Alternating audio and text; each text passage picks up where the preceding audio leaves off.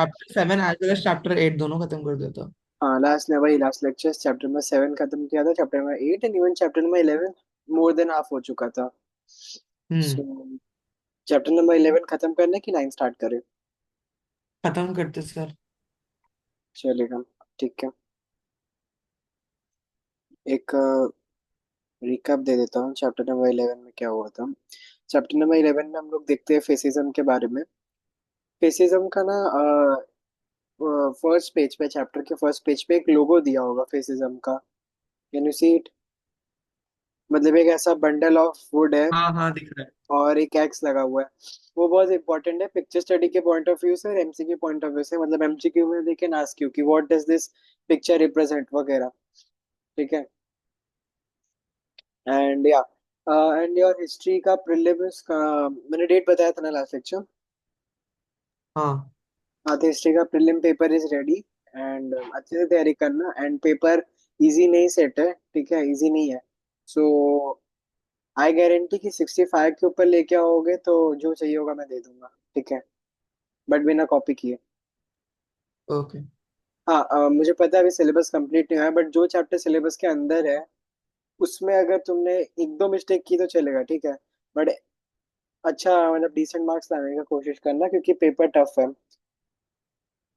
Okay. And या okay. तो मैंने फेसिज्म देखा था। फेसिज्म कहाँ स्टार्ट हुआ था? इटली में हुआ था। तो फेसिज्म का मैंने डेफिनेशन देखा। फेसिज्म कहाँ सबसे पहले स्टार्ट हुआ और कहाँ तक लिमिटेड है? It was limited only to Italy. इसका जो डिक्टेटर था वो था बेनिटो मुसोलिनी,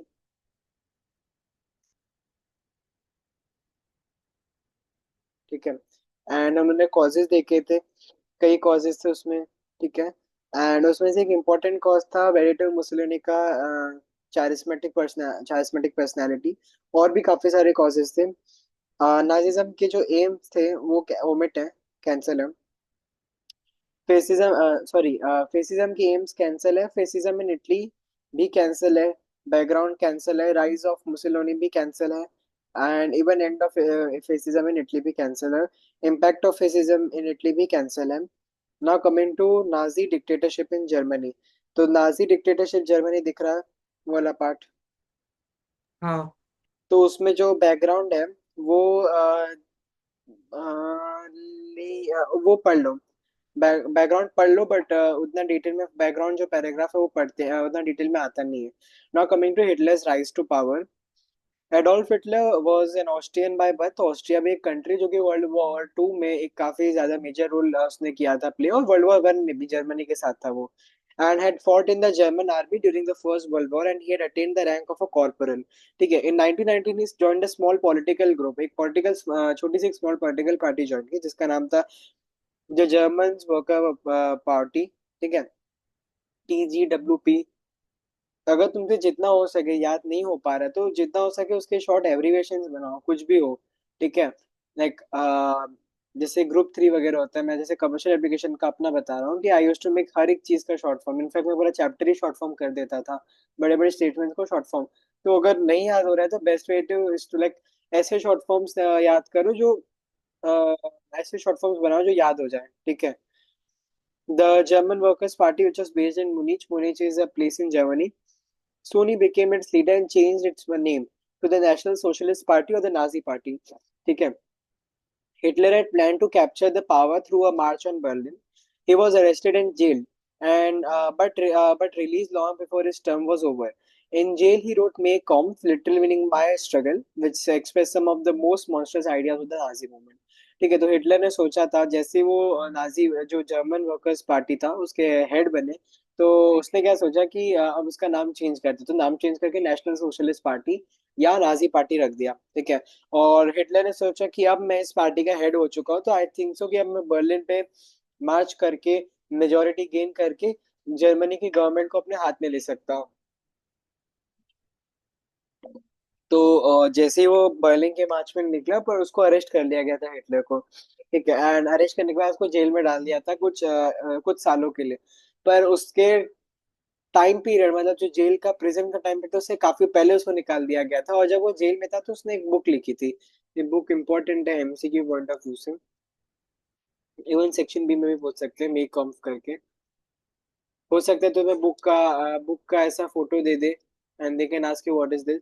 तो इसका literal meaning is my struggle. इसमें काफी ऐसे कुछ उसने थॉट्स वगैरह डाले थे जो कि नाजिज्म का एक पार्ट था, और वो एक्चुअली में उसने किए भी थे। In the elections of 1932 he failed to get a majority in the rate.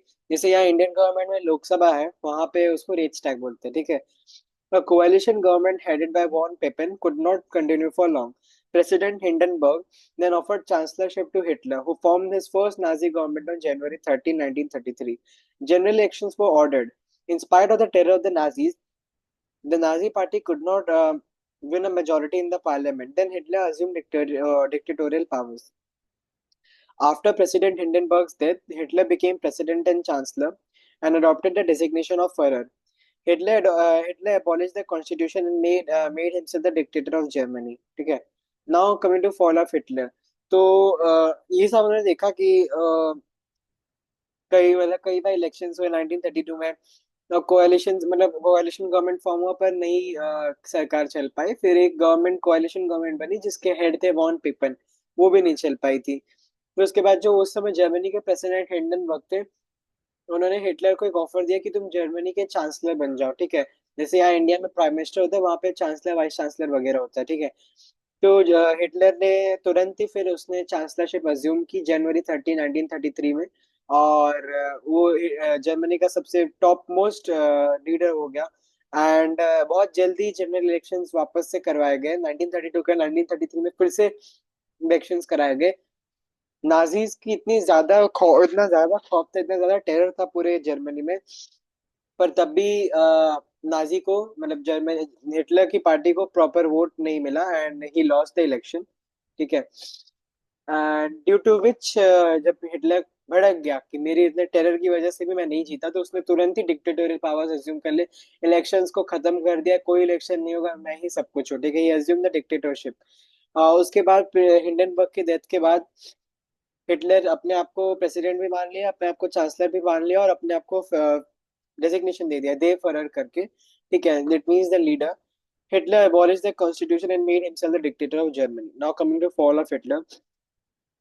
Second world war में जब जर्मनी बहुत बुरी तरह से हार गया था, और कोई रास्ता नहीं था जर्मनी के बचने का और हिटलर के बचने का, तो हिटलर का एक प्राइवेट बंकर था जो कि बहुत सीक्रेट और बहुत ज्यादा सेफ था, ठीक है। कोई भी वर्ल्ड वॉर 2 के समय में 5 से 6 साल तक उस आराम से, उस गूगल पे तुम सर्च करोगे the place where Hitler committed suicide, तो वो जगह आज भी है। मतलब एक्चुअली जहाँ पे हिटलर ने सुसाइड किया था, it was a very secret bunker, और बहुत आलिशान बंकर टाइप का था।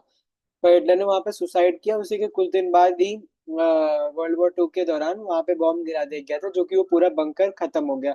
बट बाद में वर्ल्ड वॉर 2 के कई साल बाद जर्मनी की गवर्नमेंट ने डिसाइड किया कि हम लोग फिर से उस बंकर को रीडिजाइन करेंगे, और वैसा ही एक you can say model of bunker is there जो प्रॉपर एकदम एग्जैक्टली वैसा ही दिखता है जैसा हिटलर का बंकर था। उसको बस वापस से रीडिजाइन किया गया, but actually the real bunker is no more, क्योंकि उसको उड़ा दिया गया था। हिटलर ने सुसाइड कर लिया था अपना को सर में गोली मार के। Now causes for the rise of Nazism, तो ऑलमोस्ट सब सेम ही है। कॉजेज जो रेसिज्म के थे, नाजिज्म के भी ऑलमोस्ट सेम है। जैसे यहाँ पे ह्यूमिलेटिंग ट्रीटी ऑफ वर्सेलिस, तो मैंने लास्ट लेक्चर में बताया था। ट्रीटी ऑफ वर्सेलिस जो था after the world war 1 ended, ठीक है। एंड सारे जो बड़े बड़े कंट्रीज थे लाइक यूएसए वगैरह, सब लोगों ने मिल के डिसाइड किया कि इस वर्ल्ड वॉर 1 का जो मतलब इस जो वॉर हुई है, इसका जो पूरा रिस्पॉन्सिबिलिटी लेता है that is Germany. And Germany has to pay all the compensation for all the losses to other countries like Italy and England, everyone। And बाकी सारी छोटी मोटी चीजें like Germany was required to give huge million tons of coal to France for the next 10 years। Treaty of Versailles के 10 साल तक उसको देना था कोल। एंड जर्मनी के कई पार्ट जो बहुत ज्यादा बेनिफिशियल थे लाइक मिनरल जहाँ से एक्सकेवेट किए जाते थे वगैरह, वो सब फ्रांस के कब्जे में आ गए थे कई साल तक। तो हिटलर जैसे ही उसने डिक्टेटरशिप अज्यूम की, defeat in the First World War and the conditions imposed by the Treaty of Versailles made the Germans feel humiliated and helpless। ये जो ट्रीटी ऑफ वर्सलिस था, इसे जर्मनी को अग्री करना ही था, अगर आप कुछ करो ना करो करना ही था अग्री, मतलब अगर आप नहीं करते तो शायद से वापस एक और वर्ल्ड वॉर होता। तो जो उस समय जर्मनी की गवर्नमेंट थी, वेमर रिपब्लिक, उन्होंने इस ट्रीटी को साइन कर दिया था, जिसकी वजह से जो पूरे कंट्री वाले थे बहुत ही ज्यादा दुखी थे, क्योंकि उनको इतना ज्यादा टैक्स पे करना था। क्योंकि $33 बिलियन उस समय, मतलब $33 बिलियन जर्मनी को पे करना था, which was not a small amount, जो आज के समय में बहुत ज्यादा एक बहुत बड़ा अमाउंट है, ठीक है। जिसकी वजह से जर्मन्स को बहुत हाई टैक्स वगैरह पे करना था। तो जब हिटलर डिक्टेटर बना तो उसने ये सारी जो ट्रीटी ऑफ वर्सेल्स का जो पेपर था उसे फाड़ के डस्टबिन में डाला और बोला कि दीज ऑल आर वेस्ट, मतलब ये सब वेस्ट है। He openly encouraged the Germans to consign the Treaty of Versailles into the waste paper basket to rebuild the Empire of Germany and to recapture the lost colonies. ठीक है। Now, growing fear of communism. After the Bolshevik Revolution in Russia, the communist influence in Germany increased considerably. The communists organized themselves effectively and succeeded in capturing a number of seats in Reichstag. Hitler warned the people that communists of Germany would become the servants of the Russian masters and would follow the dictates of communists. He therefore tried to persuade the people in Germany that Nazism alone could check the growing influence of communism. Communism क्या होता था ना, दो type के मैंने last lecture में बताया था, कम्युनिज्म और सोशलिज्म के बारे में। तो रशिया में बोल्शेविक रेवोल्यूशन हुआ था, जिसकी वजह से बोल्शेविक रेवोल्यूशन मुझे सिलेबस में नहीं है दोस्तों, डिटेल में नहीं जाएंगे, बस इतना याद रखेंगे बोल्शेविक एक रेवोल्यूशन हुआ था रशिया में, जिसकी वजह से वहाँ पे कम्युनिस्ट इन्फ्लुएंस बहुत बढ़ गया था रशिया में एंड इवन इन जर्मनी। ठीक है। अब एक कम्युनिस्ट इन्फ्लुएंस क्या था कि बेसिकली ऐसा था कि it was like not for the common people, ठीक है, इट वाज यू कैन से बहुत ज्यादा यू कैन से बायस होता था एंड जेंडर इनइक्वालिटी होती थी एंड लाइक कम्युनिज्म बहुत, मतलब यू कैन से it was a negative impact for the society. And Hitler being dictator, he wanted कि सोशलिज्म हो and he want the people कि अगर तुम लोग उनको वोट दोगे कम्युनिस्ट वालों को, तो ये लोग बहुत जल्दी रशिया के सर्वेंट बन जाएंगे और तुम्हें रशिया जो बोलेगा वही करना पड़ेगा। इसलिए तुम लोग मुझे वोट दो, मैं अकेले ही इसको संभालने में काफी हूँ, कम्युनिज्म को सोशलिज्म में बदलने के लिए। ना इकोनॉमिक क्राइसिस भी हुए थे उस समय, जब 1931 में जब ट्रीटी ऑफ वर्सेल्स के बाद एक्चुअली जब बहुत ज्यादा टैक्सेस पे करना था और जर्मनी ने बहुत ज्यादा सेट एक यू कैन से सेटबैक फेस किया था in terms of agricultural produce, colonies, foreign investment, trade contracts etcetera, और अनएम्प्लॉयमेंट बहुत ज्यादा इंक्रीज हो गई थी जर्मनी में। By June 1931, the debts on the farmer had risen to $300 million. Hitler promised the farmers that he would condone their debts. He won over the capitalists by assuring the industries could not be nationalized.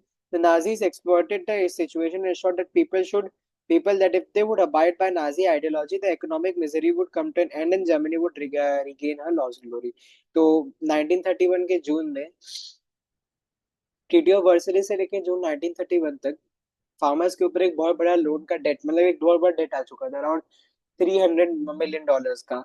और Hitler ने elections के पहले promise किया कि जितने farmers है Germany में सबका डेट, जो सबका जो लोन है वो माफ किया जाएगा। एंड उन्होंने सारे कैपिटलिस्ट इंडस्ट्री जो थे इंडस्ट्रियलिस्ट उन लोगों को प्रॉमिस किया कि आपकी कंपनीज को भी कुछ नुकसान नहीं होगा, आपका जो इंडस्ट्रीज है वो प्रॉपर चलेगा। और उन्होंने क्या किया कि the Nazis exploited the situation and assured the people, मतलब उस समय का जो सिचुएशन था वो it was mainly money oriented, ठीक है, पैसे की बहुत कमी थी एंड इतना ज्यादा लोन था, और उन्होंने नाजीज ने इसका मौका उठाया और बोला कि अगर तुम लोग मुझे वोट दोगे और आइडियोलॉजी नाजी आइडियोलॉजी के हिसाब से चलोगे तो जर्मनी में कुछ भी ऐसा कभी वापस नहीं होगा, ना भुखमरी आएगी ना गरीबी आएगी, और Germany would regain a lost glory. Resurgence of militant nationalism. The Germans could not reconcile with the democratic parliamentary system prevailing in their country. They preferred prestige and glory to liberty and freedom. They felt that only a strong man could restore the past prestige of Germany and check the rising popularity of communism. When Hitler promised them all, they welcomed him with the open arms. ठीक है। तो Germans ने क्या सोचा था कि उनको मतलब ना they were not comfortable with democracy, उनको डेमोक्रेसी उतनी पसंद नहीं आ रही थी। ठीक है, उनको ऐसा कुछ चाहिए था कि जिससे जर्मनी, जो जर्मन के लोग थे वहाँ के लोकल जो जर्मन की जनता थी, जर्मनी की जनता, दे वांटेड कि उनको ऐसा कोई लीडर चाहिए जो जर्मनी की ग्लोरी को वापस लौटा सके, जर्मनी को वापस से यू कैन से एक उसका जो प्रेस्टीजियस पास्टर्स को वापस से रिगेन कर सके। और ऐसा कोई स्ट्रांग आदमी होना चाहिए, हम लोग को कम्युनिज्म के चक्कर में नहीं पड़ना, ठीक है, कि हम लोग पार्लियामेंट के यू कैन से डेमोक्रेसी के अकॉर्डिंग हम लोग को चलना पड़े। जर्मन से नहीं चाहते थे, और हिटलर ने इसका फायदा उठाया, उनको प्रॉमिस किया कि मैं आपको ये ग्लोरी वापस लाके दूंगा। एंटीसेमेटिक प्रोपोगेंडा के हिसाब से जर्मन जो थे ना, देवर अगेंस्ट द ज्यूज। ठीक है। जैसे इंडिया में हिंदूज और मुस्लिम्स के बीच में हमेशा राइवलरी रहती है, वैसे western countries and even Europe में क्रिश्चियंस और ज्यूज के बीच में हमेशा राइवलरी रहती है। ठीक है। और मतलब इतनी ज्यादा, जैसे इंडिया में हिंदूज और मुस्लिम्स के बीच में हमेशा कुछ ना कुछ चलता रहता है, वैसे वहां पे भी उनके भी रिलीजन, ज्यूज और क्रिश्चियनिटी के बीच में रिलीजन में बहुत ज्यादा, यू कैन से, इतना बहुत ज्यादा राइवलरी होता है। ठीक है। तो और हिटलर बीइंग अ क्रिश्चियन, ठीक है, उन्होंने बोला कि जो सारे ज्यूज है ये सब दगाबाज है। ठीक है, दीज दे आर ट्रेटर्स। ये सारे ज्यूइश लोगों ने वर्ल्ड वॉर 1 के समय में अमेरिका, इंग्लैंड और फ्रांस का साथ देके जर्मनी को हराया था और जर्मनी के साथ गद्दारी की थी। ठीक है। दे committed a treason against Germany. They impressed upon the Germans that the hardship was due to the exploitation by the Jews। ठीक है। तो हिटलर बोलता था कि उन्होंने जर्मन्स के ऊपर एक प्रेशर डाला, उनको ऐसा कन्विंस करने का कोशिश किया कि जो आज तुम लोग की हालत है, जो गरीबी है एंड जो लोन्स है, जो भुखमरी है, वो सब ज्यूज की वजह से है। क्योंकि पहले के जमाने में ज्यूज जो जनरली होते थे ना, देवर लाइक बिजनेसमैन एंड ट्रेडर्स। ठीक है। जूइश पीपल लोग जनरली मनी लैंडिंग का काम करते थे, एंड क्रिश्चियन लोग मनी लैंडिंग का काम नहीं करते थे, क्योंकि उनके रिलीजन में मनी लैंडिंग वाज ए सिन। ठीक है, मनी लैंडिंग करना एक पाप है। अगर आप मनी लैंडिंग कर भी रहे हो तो आपको इंटरेस्ट नहीं लेना है। इसका फायदा उठाते थे ज्यूज। इसलिए पूरे वेस्टर्न मार्केट में Jews were the only people who dominated the market due to the you can say businessman वाला idea, state ideas, and they like they were like money lenders. ठीक है।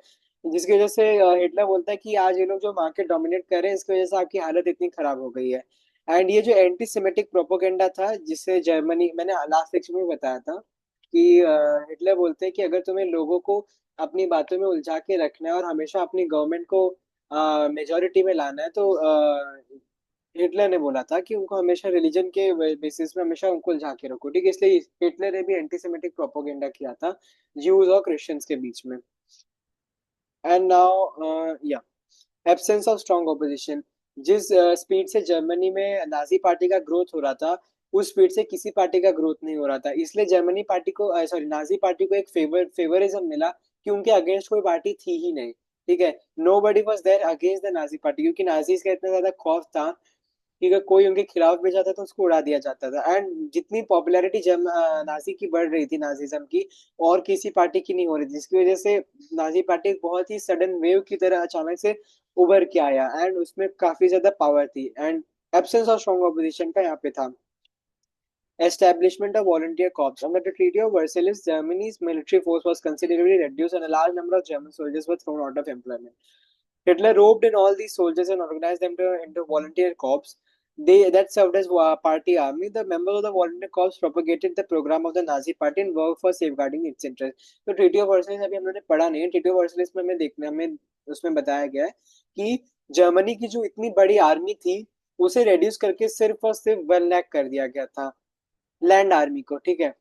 एंड जो इतनी बड़ी navy थी, उसको सिर्फ और सिर्फ रिड्यूस करके 15,000 कर दिया गया था। 15,000 लोग उसमें रह सकते थे पूरे जर्मनी के नेवी में, एंड लैंड आर्मी में 1 लाख।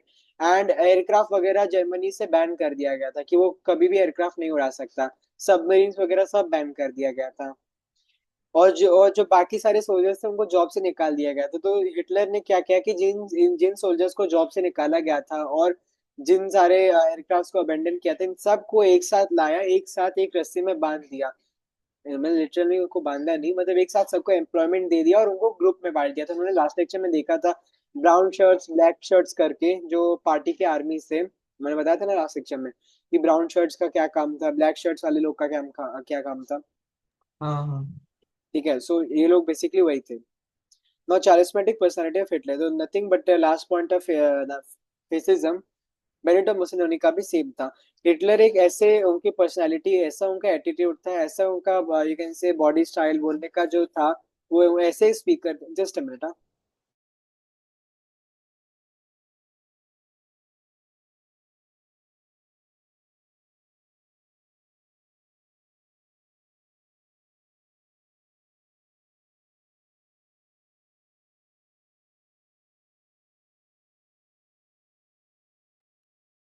या तो हिटलर की जो personality, Hitler was a very strong speaker. Like हमारे कंट्री में भी ऐसे कई प्राइम मिनिस्टर, ऐसे कई मिनिस्टर हैं जो कि काफी स्ट्रॉन्ग स्पीकर है। लाइक फॉर एग्जांपल हमारे ex prime minister late Shri Atal Bihari Vajpayee was a very strong speaker, ठीक है, बहुत अमित शाह हम। भी ना। अमित शाह वगैरह वो ठीक है, वो तो अमित शाह उतने स्ट्रॉन्ग स्पीकर नहीं है, मैं अटल बिहारी वाजपेयी की बात कर रहा हूँ। Atal Bihari Vajpayee was a very strong speaker, ठीक है, वो ऐसे एक प्राइम मिनिस्टर थे जिनको अपोजिशन वाले भी चाहते थे और जिनको उनकी खुद के पार्टी वाले भी चाहते थे। He was such a prime minister, ठीक है। एंड प्रेजेंट डे में भी नरेंद्र मोदी को भी देख सकते हो कि वो जो भी बोलते हैं पूरा कंट्री मानने को तैयार हो जाता है। Like for example you must notice मुझे एक जब डाउट है। हम्म, आप बोल रहे हो अटल बिहारी वाजपेयी से वेरी गुड स्पीकर, दोनों अपोजिशन और उनकी खुद ही पार्टी भी चाहती थी, लेकिन फिर why did they, like why were they given no confidence motion? ऐसा नहीं कि पूरा अपोजिशन चाहता था, मतलब ऑलमोस्ट पूरा कंट्री उनको चाहता था। यू वोंट बिलीव, जब अटल बिहारी वाजपेयी ने अटल बिहारी वाजपेयी की जब गवर्नमेंट गिराई गई थी तो उस समय लिटरली कई लाखों लोगों ने, अराउंड 40-50 लाख लोगों ने अपने खून से अटल बिहारी वाजपेयी जी को लेटर लिखा था। मतलब लिटरली अपना ब्लड निकाला, उसे अपने खून से लेटर लिखा था। अटल बिहारी वाजपेयी जी का फेवरिज्म इतना था। And Atal Bihari Vajpayee was really a very humble prime minister. तो उस समय की जो अपोजिशन गवर्नमेंट थी सोनिया गांधी जी की, उन्होंने फालतूगिरी की थी कि जिसकी वजह से गवर्नमेंट गिरानी पड़ी थी। But Atal Bihari was such a prime minister कि he would have been the current prime minister of India. अभी के समय में India would have develop more as compare to today. आज भी इंडिया डेवलप कर रहा है, नो इश्यूज, नो, मतलब ऐसा नो वरीज, ठीक है। But the thing is that कि if Atal Bihari Vajpayee would have been the prime minister, आज इंडिया और ज्यादा डेवलप करता। आज जो इंडिया का टेररिज्म से रिलेटेड इतना इशू है, आज नहीं होता, वो लगभग खत्म ही हो गया होता या नहीं रहता एकदम। जो पीओके है वो आज इंडिया के अंडर होता, एलओसी इंडिया के अंडर, मतलब जो अक्साई चीन है वो इंडिया के अंडर होता, ठीक है। बहुत सारी चीजें इंडिया के अंडर होती। एंड अटल बिहारी वाजपेयी हैड अटल, जिससे हमेशा कोई भी लोकसभा का जनरल इलेक्शन होता है तो हर पार्टी अपना एक वो लेटर इशू करते हैं, जिसे हम लोग हिंदी में घोषणा पत्र बोलते हैं, जिसमें वो लोग सारे वो प्रोमिसेस लिखते हैं जो वो लोग इलेक्शंस के बाद करेंगे, ठीक है। लाइक इन 2014, इन 2019 नरेंद्र मोदी जी की गवर्नमेंट जब जीती थी तब उन्होंने अपने उसमें लेटर में लिखा था कि हम लोग क्या क्या करेंगे। तो उन्होंने आर्टिकल 370 और आर्टिकल 35A के एब्रोगेशन से रिलेटेड बात की थी, जो उन्होंने किया था। उन्होंने राम मंदिर बनने के लिए बोला था, वो भी उन्होंने किया था। उन्होंने ट्रिपल तलाक के रिलेटेड भी किया बोला था, वो भी उन्होंने किया था। और ऐसी कई चीजें हैं जो उन्होंने किया था और जो प्रोमिस में लिखा था उन्होंने किया। अटल बिहारी वाजपेयी की गवर्नमेंट ज्यादा साल चल नहीं पाई थी, अराउंड 2-3 साल ही। पर उनका ये था कि आने वाले 10 साल के अंदर अंदर अखंड भारत फॉर्म करेंगे, ठीक है, जैसे मैंने अखंड भारत लास्ट लेक्चर दिखाया था मैप, वो फॉर्म करेंगे, ठीक है। But if you want to know more about Atal Bihari Vajpayee you can watch the movie Main Hoon अटल, ठीक है, वो एक वेब सीरीज है। मैं हूँ अटल बहुत बढ़िया मूवी है, पंकज त्रिपाठी की, you can watch it. Not a movie, it's a series, ठीक है। He was the first person जिन्होंने इंडिया में न्यूक्लियर बॉम्ब इन्वेंट करवाया था, उसका टेस्टिंग किया था। Although it was done by हमारे late president Abdul Kalam, but it was done under his leadership and all. कि इंडिया एक ऐसा कंट्री बना जो न्यूक्लियर वेपन से युक्त हो गया, मतलब न्यूक्लियर वेपन उसके पास आ गए थे, ठीक है। तो चारिस्मेटिक पर्सनैलिटी वही सेम, जैसे मैंने बताया कि प्रेजेंट डे में नरेंद्र मोदी और योगी आदित्यनाथ, ठीक है, वो जो बोलते हैं वो अपनी ऐसी ऐसी बात बोलते हैं कि वो पब्लिक के फीलिंग्स, पब्लिक के ओपिनियन के अकॉर्डिंग अपनी बातों को बदल के मोल्ड कर देते हैं, ठीक है। वो पब्लिक को वो सुनाता चाह हिटलर पब्लिक को वो सुनाना चाहते थे जो वो लोग सुनना चाहते थे, ठीक है। Like Hitlers wanted, Germans wanted to hear कि they were betrayed by the Jews. Treaty of Versailles के थ्रू ज्यूइश कम्युनिस्ट प्लॉट हुआ था जर्मनी को बीट्रे करने के लिए। तो ये सारी चीजें हिटलर बोलता था एंड इसकी वजह से लोग उसे फेवर करने लगे थे, ठीक है। एम्स ऑफ नाजिज्म है पर बुक में, ठीक है, मतलब सिलेबस में भी है। बट ऐसे ऐसा पूछते नहीं, 1-2 मार्क का पूछेंगे, बट जनरली एग्जाम्स में भी नहीं पूछते, बोर्ड्स में भी नहीं पूछते। और impact of Nazism, if you want you can read it, ठीक है। वो भी ऐसा जनरली पूछते नहीं है। Impact of Nazism I think so नहीं है, नहीं, इम्पैक्ट ऑफ नाजिज्म नहीं है। अब है या लास्ट नहीं है? पार्ट, नहीं है, नहीं है, नहीं है। इम्पैक्ट ऑफ नाजिज्म नहीं है, एम्स और नाजिज्म है, बट उतना इंपॉर्टेंट नहीं है, पूछते नहीं है, ना सेक्शन ए में ना सेक्शन बी में, किसी में नहीं पूछते। Now similarity between the causes of fascism and Nazism. ठीक है, सिमिलैरिटी दोनों का है, मतलब लास्ट पेज पे आओ। तो पहला सिमिलैरिटी नाजिज्म और फेसिज्म में क्या है कि उन दोनों के कॉज में जो था, एक रीजन कॉमन था, that was the treaty of Versailles. Treaty of Versailles की वजह से फेसिज्म भी, इटली को बहुत सारे कॉलोनीज चाहिए थे जो नहीं मिल पाए थे ट्रीटी ऑफ वर्सेल्स की वजह से। ठीक है, तो फेसिज्म भी ट्रीटी ऑफ वर्सेल्स की वजह से आगे बढ़ा। एंड हम लोगों ने देखा जर्मनी में भी कैसे हिटलर चाहता था कि जो ये सब जो $33 बिलियन वगैरह का जो नाटक है वो खत्म हो। ठीक है, वो भी एक कॉज हुआ। इकोनॉमिक क्राइसिस दोनों कंट्रीज में हुए थे, Italy as well as Germany में। हेट्रेड हुआ था डेमोक्रेटिक के लिए, डेमोक्रेसी के लिए हेटेड हुआ था इटालियंस और जर्मन्स में भी। उन लोग को कम्युनिज्म नहीं चाहिए था। उन लोगों को डर था कि कम्युनिज्म स्प्रेड होगा तो उन लोग को फिर वापस से स्लेव बनना पड़ेगा। पॉलिटिकल इंस्टेबिलिटी बहुत थी, जैसे हम लोगों ने इटली वाले में भी बात किया था फेसिज्म में, कि कैसे 2 साल के अंदर अंदर 6 कोalition गवर्नमेंट बनी और 6 के 6 गिर गई थी। ठीक है, लीग ऑफ नेशंस का फेलियर हुआ था।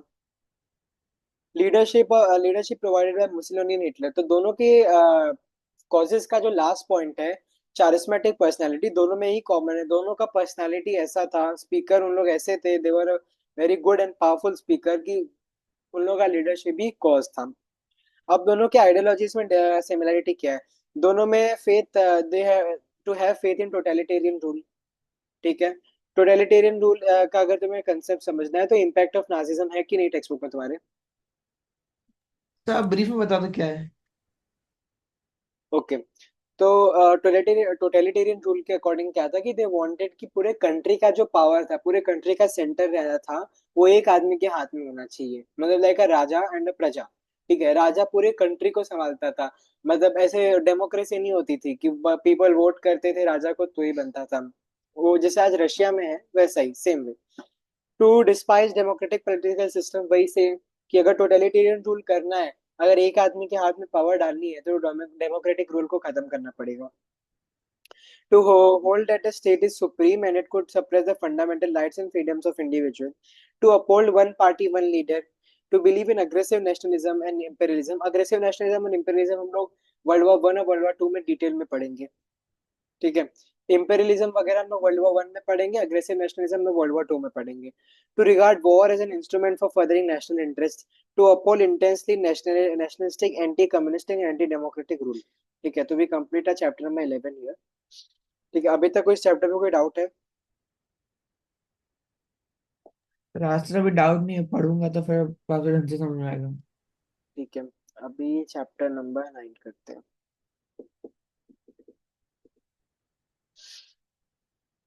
ओके, चैप्टर नंबर 9 स्कूल में हो गया। नहीं, उन लोगों ने अभी जस्ट वो शुरू किया है। चैप्टर नंबर ये वर्ल्ड वॉर 1। ये लोग उल्टा क्यों चल रहे हैं? मतलब चैप्टर नंबर 6 के बाद सीधा चैप्टर नंबर 10? नहीं, चैप्टर नंबर 6, 7, 8 और फिर 10 किया उन्होंने। अच्छा भाई, अच्छा मैंने बस 10 की जगह 11 किया, बाकी तो वही था। ठीक है। नहीं, उन्होंने 9th भी करवा लिया।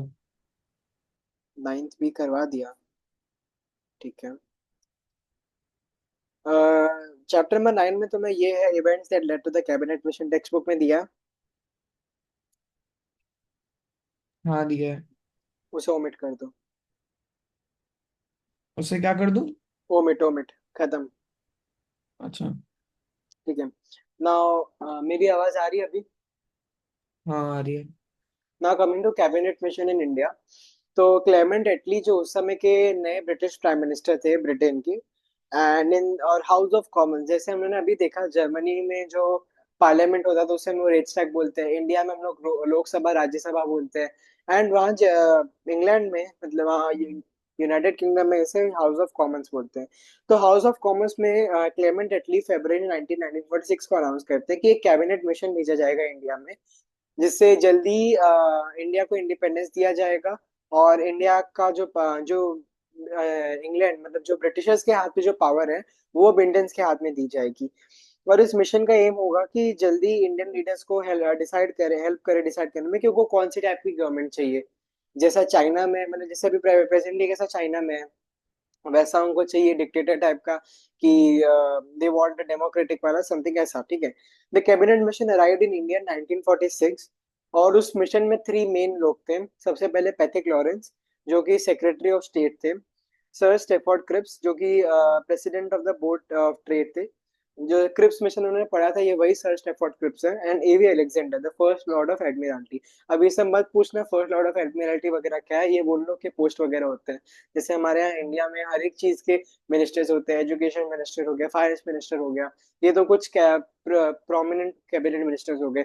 हम लोग पास और भी कई मिनिस्टर्स है, like for example women women child right safety, उनके लिए जो होते हैं मिनिस्टर्स वो भी है। तो वैसे वहां पे भी ये सब होते थे पहले। अब इस कैबिनेट मिशन के क्या क्लॉसेस थे? पहला, federal union. There was to be a federal union of the British provinces and the princely states. The union government, that is a central government, should deal with the following subjects. पहला foreign affairs, दूसरा defense, तीसरा communication.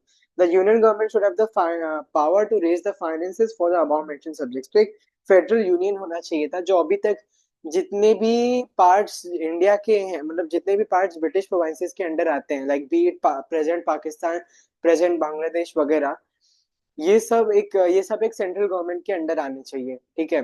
They wanted to mean कि ये जो पूरा India है एक central government के अंडर आना चाहिए। और सेंट्रल गवर्नमेंट को 3 मेन चीजें से डील करना चाहिए। पहला, डिफेंस से रिलेटेड, सॉरी फॉरेन अफेयर्स से रिलेटेड, ठीक है। Foreign affairs in the sense पता ही है क्या होता है।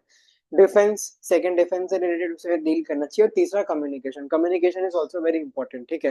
तो इन तीन चीजों को यूनियन गवर्नमेंट को फोकस करना चाहिए। और इन 3 चीजों के लिए फंड चाहिए होता है, पैसा। और इन सब चीजों के लिए पैसा रेज करना, फंड रेज करने के लिए भी हिम्मत होनी, मतलब इतना हिम्मत, यू कैन से type of, like they should have the capacity, they should have the power to raise funds for the following three, the foreign affairs, defense, and communication. Now coming to powers of the union. The union would have its own executive and legislature composed of members elected by all provinces. Provincial autonomy. The provinces would enjoy full autonomy for all subjects other than the union subjects. मतलब जैसे provincial autonomy in the sense, अब India इतना बड़ा country है, उसको एक साथ पूरे जगह रूल नहीं कर सकते, उसको छोटे छोटे स्टेट्स में बांटना पड़ेगा। छोटे छोटे स्टेट्स के जो रहेंगे अपने खुद के रूल्स वगैरह जो होंगे वो होंगे, जिससे वो अपने बेनिफिट्स एंजॉय कर सकते हैं। पर जो चीजें यूनियन और छोटे छोटे जो प्रोविंसेस होते थे उसके भी गवर्नमेंट्स होते थे, जैसे आज स्टेट गवर्नमेंट है, ठीक है। तो उस समय जो प्रोविंशियल गवर्नमेंट होती थी उनके पास भी कुछ पावर्स होती थी, पर वैसी पावर्स नहीं होती थी जो यूनियन गवर्नमेंट के पास, जो सेंटर सेंटर में होते थे। अब प्रोवाइंसेस की ग्रुपिंग चालू हुई। हम लोगों ने प्रोवाइंसेस को पावर दे दिया, प्रोवाइंसेस को फुल ऑटोनॉमी दे दी, सब कुछ दे दिया। अब प्रोवाइंसेस को बनाया जाए। 3 ग्रुप्स बनाए थे, group A, group B, group C. Group A में सिर्फ और सिर्फ हिंदू मेजोरिटी स्टेट्स थे, 6 हिंदू मेजोरिटी प्रोविंसेस थे।